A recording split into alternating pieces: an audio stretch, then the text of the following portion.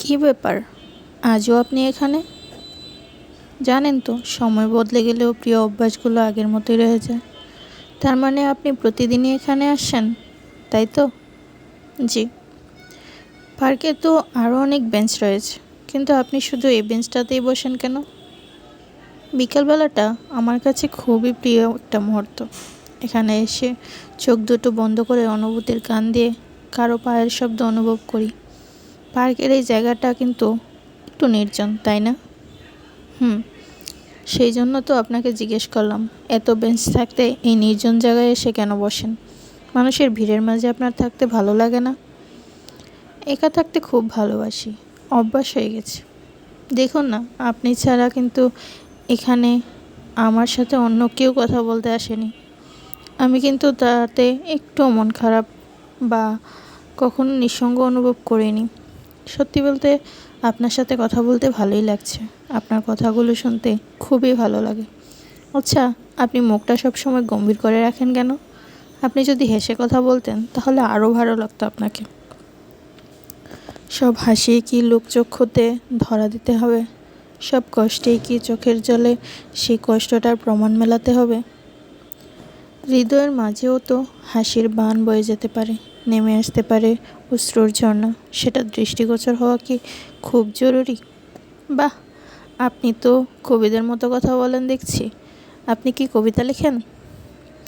এক সময় শব্দের মায়াজালের মনের কথাগুলো দিয়ে প্রতিটি পাতায় অনুভূতিতে ছেয়ে দিতাম, কিন্তু এখন সব এলোমেলো লাগে। কেন? আমাকে কি বলা যেতে পারে? একটা দীর্ঘ নিঃশ্বাস নিয়ে, এক কাপ কফি হয়ে যাক। মন্দ হয় না। চলুন, হাঁটতে হাঁটতে আপনার কথা শোনা যাক। আপনার অনেক ধৈর্য আছে বলতে হবে। কেন? এই যে আমার সাথে বসে আমার বকবকানি শুনছেন। আরে না, আপনার কথাগুলো শুনতে আমার খুবই ভালো লাগছে। আজকের বিকেলটা আমার কাছে অনেক ভালো লাগছে। জানেন, আমাদের ভালো লাগা আর ভালোবাসার জিনিসগুলোকে আমরা সব সময় আঁকড়ে ধরে রাখতে পারি না। অদৃশ্য বুলেটের আঘাতে কোনো এক সময় সব ছিন্ন ভিন্ন হয়ে যায়, আর আস্তে আস্তে একাকিত্বের চার দেয়ালে আমরা বন্দী হয়ে জীবন কাটাই। আপনার কথাগুলো খুবই রহস্যময়। আমরা প্রতিটি মানুষই একটা জটিল ধাঁধায় বেড়ে উঠি। সেখানে আমাদের কথাগুলো তো খুবই সাধারণ কিছু শব্দের বন্ধনে আবদ্ধ। আমাদের চিন্তাধারাই সেগুলোকে রহস্যময় করে তোলে। সেটা অবশ্য ঠিকই বলেছেন। চলুন কফি খাওয়া যাক। ও হ্যাঁ, চলুন, কিছুক্ষণ পর। আমি কিন্তু আপনার কথার প্রেমে পড়ে গেছি। আপনি সত্যিই খুব সুন্দরভাবে কথা বলেন। আর কিছুক্ষণ আমার সাথে থাকুন, আমার প্রেমে পড়ে যাবেন। সত্যি বলতে, কাউকে ভালো লাগা যখন শুরু হয়, তাকে ভালোবাসার হৃদয়ে একটা জায়গা আপনা আপনি সৃষ্টি হয়। শুধু অপেক্ষা থাকে কিছু অনুভূতি, প্রত্যাশা থাকে সঠিক সময়ের। হঠাৎ করে পাওয়া জিনিসগুলো খুব সহজেই মনের অজান্তেই হারিয়ে যায়, সেটা জানেন তো? পাওয়ার আগেই যদি সংশয় মনে থাকে, তাহলে সেটা কাছে টেনে নিয়ে হারানোর ভয়ে কোনো হৃদয় অস্থির হয়ে উঠবে? কি প্রয়োজন ক্ষণিকের তরে কাউকে আপন করার? সারা জীবন পাশে থাকতে পারবেন তারই বা নিশ্চয়তা কি? যতক্ষণ বেঁচে আছেন ততক্ষণ তো সে মানুষটার পাশে থাকা যায়, নিজের মতো করে ভালোবাসা যায়। রাখা যায় নাকি বিশ্বস্ততা দুটি হাতে, যেখানে এসে সব দুঃখ কষ্ট বিলীন হয়ে যায়? খামখেয়ালি মানেই ভালোবাসায় বা থাকে কি করে? প্রতিটি মুহূর্তে যেখানে নিঃশ্বাসের দ্বার বন্ধ হয়ে আসে। আচ্ছা, যদি বলে আমি আপনাকে ভালোবেসে ফেলেছি, তাহলে কি আপনি আমাকে ফিরিয়ে দিবেন?